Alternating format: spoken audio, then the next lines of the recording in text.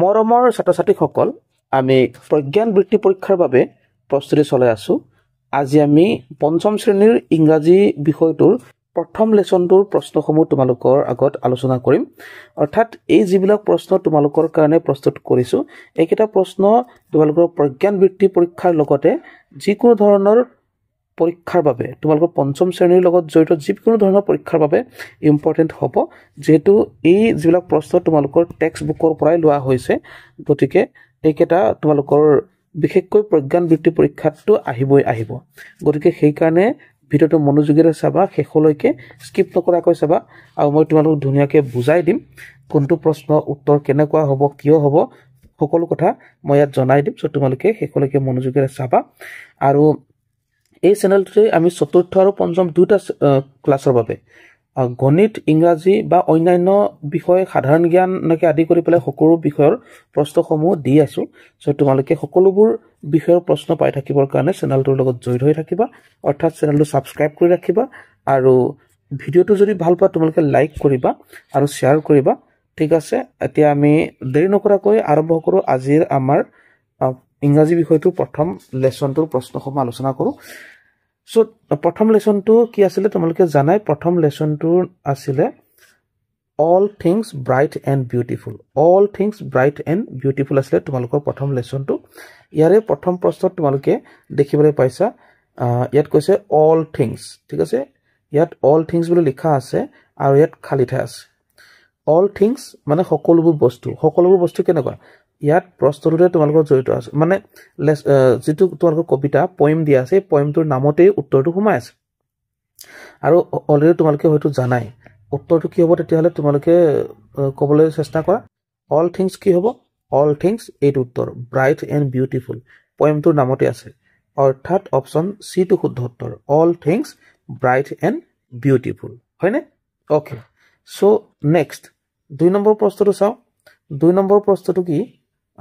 ইয়াতে কৈছে each little bird সকলোবোৰ সৰু চৰাই কি কৰিছিলে that sings আছিলে নে fly আছিলে নে male আছিলে নে sing আছিলে ঠিক আছে each little bird that কি হ'ব sings হ'ব each little bird that sings হ'ব অপচন এ টো শুদ্ধ উত্তৰ ঠিক আছে তাছত নেক্সট আহিলে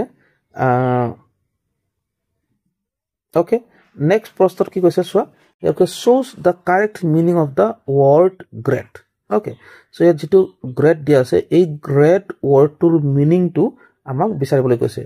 great meaning টো কি হ'ব bigger হ'ব নে very good হ'ব নে small হ'ব নে long হ'ব ঠিক আছে ইয়াৰ উত্তৰটো হ'ব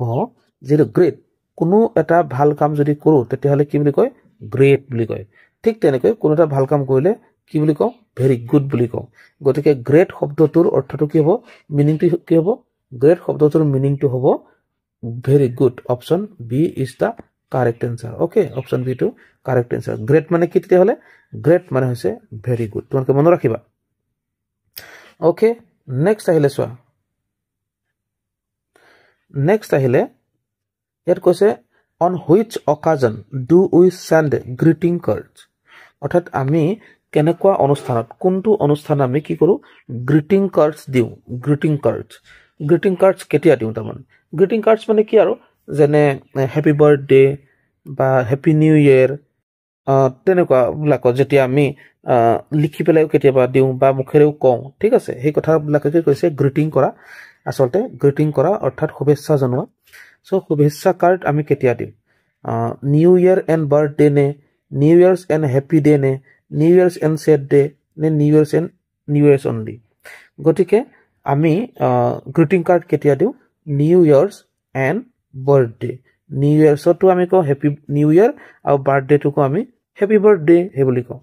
গতিকে গ্ৰিটিং কাৰ্ড এই দুটা অকাজনতে আমি দিও সো নেক্সট আহিলে এতিয়া সোৱা নেক্সট কৈছে কি the dash the black beetle ঠিক আছে ইয়াত black beetle ইয়াত beetle মানে আমি তামোল জাতীয় বস্তুবিলাক বুজাই ওকে সো ইয়াত কৈছে the ইয়াত dash খালি ঠাইত কি আহিব আমি তলৰ অপচন কেইটা চাই পেলাই ক'ব লাগে সো আমি মিলাই চাও কি আহিব পাৰে এটা হৈছে the বাঘ বিগ বিট দা বিটল ডাগ ইয়াত বাঘ মানে হৈছে বাঘ মানে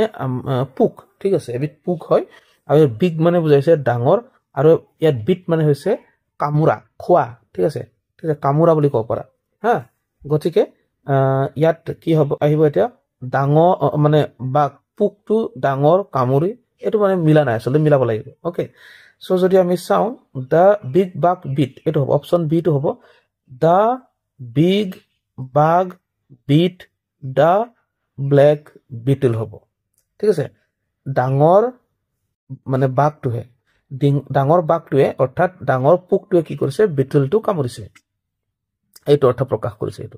অপচন বি টো শুদ্ধ উত্তৰ ওকে নেক্সট আহিলে যে when do we celebrate world environment day অৰ্থাৎ বিশ্ব পৰিৱেশ দিৱস আমি কেতিয়া পালন কৰো এটো তোমালোকে নিশ্চয়কৈ জানা বিশ্ব পৰিৱেশ দিৱস কেতিয়া পালন কৰা ইয়াৰ উত্তৰটো হৈছে 5th জুন তাৰিখে আমি বিশ্ব পৰিৱেশ দিৱস পালন কৰো ওয়াৰ্ল্ড এনভায়ৰনমেন্ট ডে পালন কৰো